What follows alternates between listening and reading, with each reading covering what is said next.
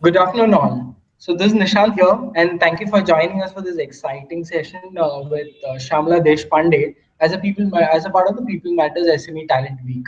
So this session we are discussing cracking the talent reviews. So as you already know, Shyamla Deshpande is the person who will be taking us through the session, and she is a consultant and HR practitioner and a former HR president at Cafe Coffee Day. So before we move on, I'll kind of briefly set the context once. And when you start doing formal performance reviews, how to structure talent conversations and link that to the growth of the individual and the organization. Do these questions haunt you? Join consultant and veteran HR practitioner Shyamla Deshpande to explore on how to build the performance management systems. What are the metrics to focus upon? And much more. So, Shamla will be taking us through a framework in terms of how you can structure your performance reviews and kind of take it ahead from the scratch. So, let me also take this opportunity to kind of welcome Shamla to the session. I will give you a brief overview of Shamla and then I'll let Shamla take over. So, Shamla is a hotel management graduate actually, and since 2012, sorry 2002, she has since 2000 she has been associated with Cafe Coffee Day. So moving on from that role, since 2012 she has been working in independent projects with Cafe Coffee Day, mostly in HR and L&D. So I'll welcome Shamla herself to give a small brief overview of her profile. So before we move on, I would also like to urge all of you to share your questions, your comments, your views, everything using the chat window on the right hand side of your screens. Or you can also use your social platforms and you can share your comments or questions using hashtag SME Talent. So without taking much more time, I will hand it over to Shamala to take us through the session. Take this forward. Good afternoon, folks, and welcome to my session for the SME talent. And I'll take the end of the session. So coming. So in case, even though I don't need my presentation to answer some right into the matter. We are talking now about performance management and talent reviews.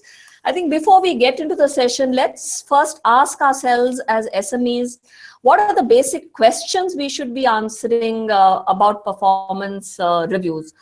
The first basic question is it for us? And why is it that we as an organization, what is the right time for us to get into a formalized performance management system? I think the most important answer here is the business context and environment is changing so fast. We may just have to do this to survive in whatever that we do. Part is as we as business owners or small businesses have the ambition to grow, there is a real need for us to integrate our culture and not only work with talent who have been with us, whether they are co-founders or early stage employees, and the newer talent that we bring in. So how do you integrate this line and do it in a very transparent manner? Now, as you scale up, you also need to hire people who are better than us, people who come from unique skill sets. So that point of time when you have to attract talent, it becomes critical that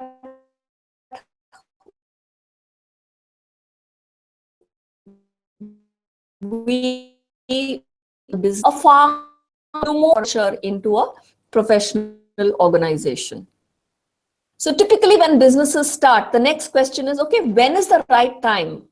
We've answered the why, coming to the when. When is the right time for us to get into the talent reviews? Now, obviously, we cannot be as owners or professional managers who have, CEOs or COOs of small businesses. You cannot be everywhere. If the team size is 10 or 15, you have a finger on the pulse of your company and you're able to, kind of give your fair share of time to everybody. The other part is when you hire newer talent, there is always this dilemma between the old timers and newcomers. There are old timers as markets sets probably the newcomer to also, performance management is not just about telling people what you're good at, it's also about maybe organizations with 50 to 100 people, you may have a in-house HR. So the question again, the performance training, a performance management system, do I do it myself? Do I go to a person outside the organization? Do I seek expert? So here my answer to you would be, if you feel intuitively you have it quotient, I would advise you do some reading up, take some help, to kickstart the ball rolling, and then do it yourself. And when you're hiring HR, skill recruit, I decided that yes, I need a performance management software. I've decided whether I'll do it in-house or I will. What kind of tool do I use? There are a plethora of tools available, time-tested tools. There could be probably the, but let me, you can do like 360-degree feedback where the manager from every level of the organization. There is something called as a balance scorecard, which we'll talk about more in just a couple of minutes. There is management by objectives, where you set objectives organizationally and then cascade it down to the rest of the organization. And there are also psychometric tools which will help you assess the soft skills and hard skills of the person through various psychological testing tools which have been, which are available readily off the shelf. But they need to be administered and they need to be actually interpreted. How do you do it? Again, the question of what am I chasing? Am I chasing numbers, or am I chasing qualitative initiatives? How often do I assess? Do I assess monthly? Do I assess quarterly? Do I assess annually? And do I have a pen and paper methodology of doing it? Do I use a software? How do I integrate it? Should it be a part of my ERP? These are the questions that need to be very clear. And once you answer these 5 questions, I think you're more or less set to crack your thought process in terms of what is it that I really need. Nishant, can we move to the next slide on balance scorecard?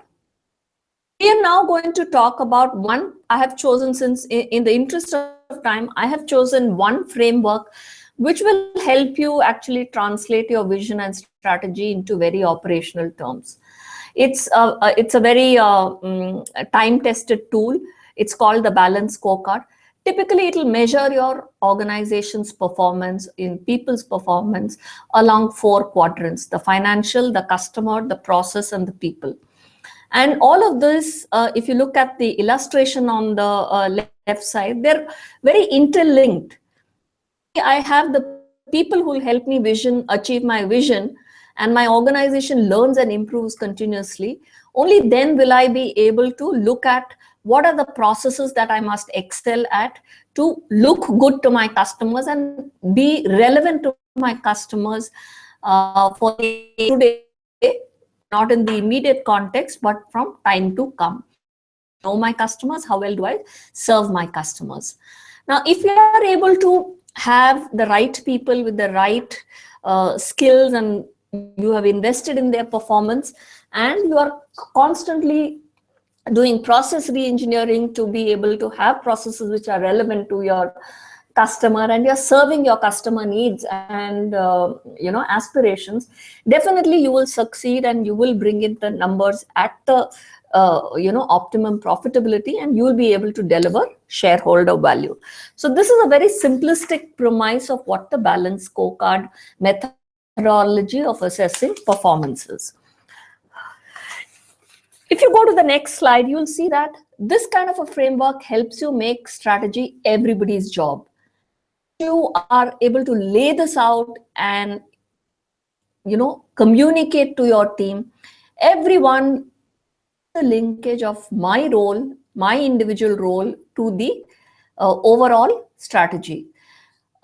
This is very important because if I do not understand, then I cannot execute what I don't understand. I'm just throwing a shot in the dark. The other thing that a balanced scorecard does is it makes sure every individual has the knowledge as to what is my role in the overall game plan, and what are not just what my role is, what are the initiatives I have to take, but helps me look at and achieve measurable outcomes. So I know, am I doing 60% in October? Am I doing by December? Have I achieved 90% of my target? Or, what is that number which I'm trying to achieve? And also, professional organization and not to play favorites. Depends on metrics and depends on, very real about you. It'll help you to not only reinforce this, but also help you do your manner. Actually, before you do a balance performance, it is very important, and this is an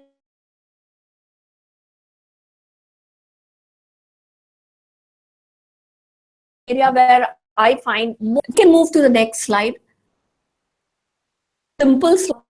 What is the difference between a result and, some organizations, you find everyone doing a lot, but not. So driving into that difference and what are the results. I've illustrated with an example. If you go to the next line in the slide, basically you have to put down your measurables and look at what are the activities which will actually results and not of activity. An activity would be satisfying the customer. The customer came to my outlet, I'm a retailer. Customer said, thank you. Okay, this is activity. Now, how do I get a result? You cannot go and say, oh, it feels like the store gives very good customer service. At the end of the day, for it to be featured as a result area, I need to have a system or a process which captures this result. It could be a very simplistic feedback form that a customer fills, which I'm able to collate. It could be a high-tech app that you have where a customer gives you feedback. It could be a net promoter score where you set a target saying my company should achieve a net promoter score of 9, and then you track what they achieve. Or it could be a mystery audit score where you send customers to your store and they actually measure your. Can we move to the next slide, please? So, in a balanced scorecard methodology, you have to break down your strategy into a financial strategy, a customer service strategy, a process strategy, and a people strategy. Now, each of these strategies will be owned or assigned to relevant parts of your organization. It could be levels in the organization, which is by seniority, senior management, middle management, junior management, and it could also be functional. What is it that the HR department needs to deliver? What is it that the finance needs to deliver? So typically you will have these key result areas, or what we call as KRAs, cascading down from the top of the organization to every role holder in the organization. And a KRA should be set with a very, very measurable target, and the target is what we call as a key performance indicator. And typically I would advise that don't have a more than 5 to 8 measurable KRAs per role. And let's try and make sure, if I have 50 people, let's try to, as much as it is practically possible, you can have the same KRA, but it can be measured very differently. Now, just to give you an example of how do I make everybody's KRA in the sales team could be to increase sales. Or achieve a sales target. But how do I differ the KPI?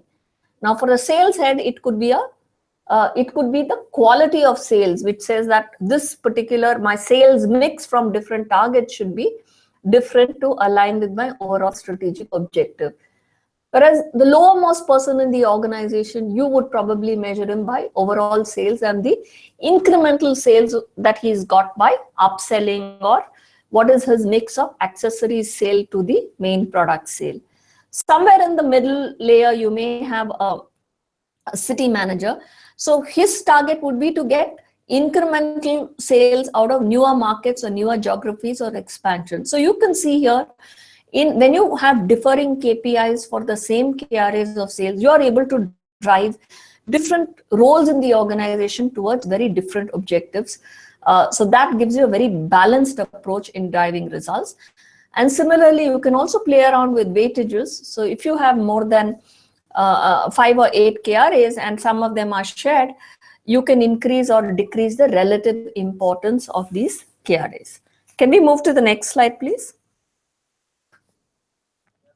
Okay, so having decided, we know the basics now, difference between results and activities, KRA and KPI. Now let's move directly into that performance management. After all, is cyclical. You can decide the cycle. You can decide whether you want a half-yearly cycle, annual cycle. So typically it follows an annual cycle because that's your budgeting cycle. So in the first area, you have what we call as goal setting. So you set goals for different levels in your organization, and you look at the KRAs and KPIs by goal. And then you go into reviewing performance, which is giving feedback to each level in the organization and looking at, the appraisal meeting. Here, giving feedback becomes very, very critical, and actually conducting that conversation, which is again a matter where people need to develop skill. Everyone finds it very easy to say, hey, you're doing very well. But the minute there is a problem in performance, I think we become, a little cagey about saying it as it is. And then, of course, once the performance review is done, how do I manage my appraisal process in terms of looking at what are the development needs of my team, who needs to, go into different roles, get promoted, and obviously, what is the changes in compensation, rewards, recognition, etc. That's typically a cycle that you follow. It's a 3-step cycle, and each of those 3 steps will have different elements in it. Look at, we keep saying he performs well, she performs well. What leads to good performance?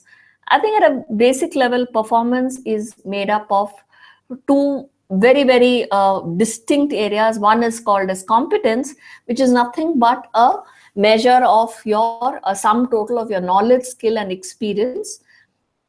A lot of it you acquire by formal education. A lot of it you also acquire by having worked in different industries or different scales of organization, which is what we call as experience. The other thing is very intrinsic, which is called as commitment. And performance is nothing but a multiplier of competence and commitment. And both are required, but reality is that different people have competence and commitment at different levels within an organization. But the good part is, you as a manager, you as an owner of a business, or you as a COO can actually change this equation. Now, all of you agree that if you increase competence at the same level of commitment, you will get a better performance, or competence being static, if commitment levels go up, you will get a better. So manager really, by the way he, addresses the issues that his organization and his team are going through, could be, and diagnoses them well, would be able to actually drive a far better performance. And typically we see that, it's good practice if 30% of your time as a business owner, you actually spend on people issues so that you will be able to deliver. Now, I've put a very simple grid here. It's a 4x4 grid, which maps people based on their competencies and their commitment. So let's look at them one by one. Now, obviously, everyone would like to have an employee with the highest level of competence and the highest level of commitment, because this employee needs very little direction and hardly any control, and you'll be able to delegate. And who wouldn't love to have an employee like this? but a lot of work needs to go into us as leaders or us as business owners to be able to drive that competence and fire up the individual to higher levels of commitment. It could be how the person buys into your leadership, buys into the vision of the organization. There are some people in the organization. So if I go to the left, top left quadrant, these people are very, very committed, but could be relatively lower in terms of competence. Now these people, like we say, hire for attitude and train for skills. So if I'm able to invest in their training and invest in spending time with this person, once the person acquires the skills, the level of control really lesser.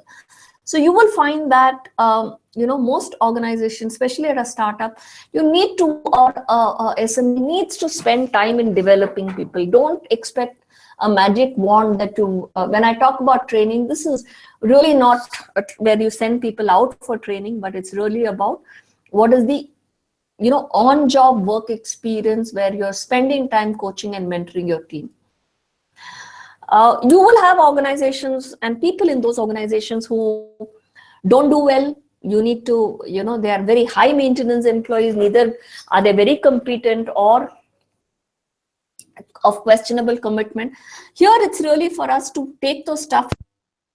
I carry this person on as a passenger and lag my, and how do I handle the conversation to be able to deal with this person. Corner, you will, we are very high competence, but commitment levels could be low because I have this extremely highly skilled person. I can't question his competence, but commitment could be low because people have not spent time with this person. He has not bought into the vision, or just may not be happy with the peer group in the organization. So here you need to draw this person out and get the person to actually participate more in the organization and draw out. So if you are able to manage your employees into these areas, you'll actually be able to diagnose for yourself what works. So I think no longer one size fits all. Who needs training? Where do I need to delegate? Where do I need to have a participatory style of leadership? And where it is telling, I think really it's not worth it in today's day and time and marketplace. The person needs to go on a performance improvement plan. In the next two slides, what I've given you is actually a tool. I'm not going to go through it. So typically, problem employee, go through this flow chart and you'll know, is it a problem because the person doesn't know what the job is? Is it because of competence? Is it because of commitment? Or is it because of motivation? It's a very simple tool, and we would typically, first-time managers or people who are getting formally inducted into professionalizing this organization could use this tool to be able to diagnose your performance. I'll be happy to take questions at this stage. I've reached the end of my presentation. Thank you very much.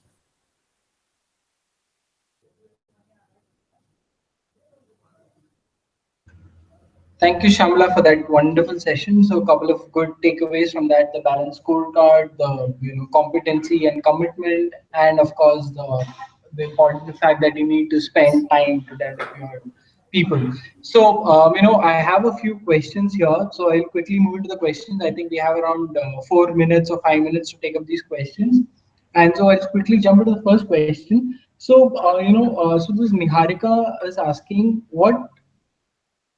Nihar is asking, what psychometric tools do you prefer when you're doing performance management or during performance reviews? There are multiple psychometric tools. I don't want to be prescriptive here.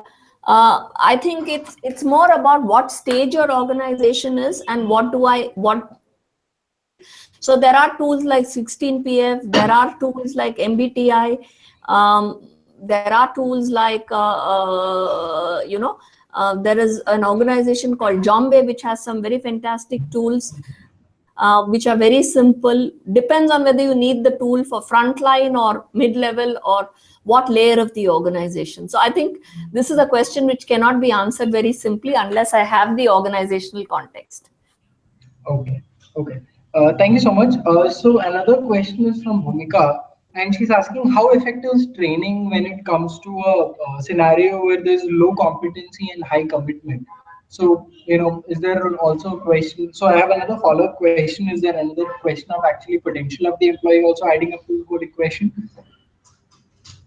Okay, now let me give you an example of someone who's done his MBA 10 years back and is working in marketing, very committed employee, but probably did his education before the digital revolution and this entire digital marketing.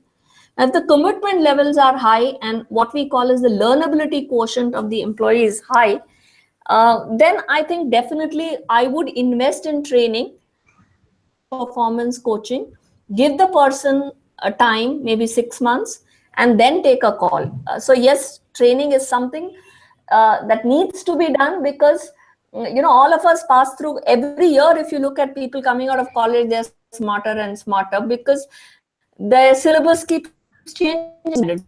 So it's a wonderful way training to impart new skills. Okay.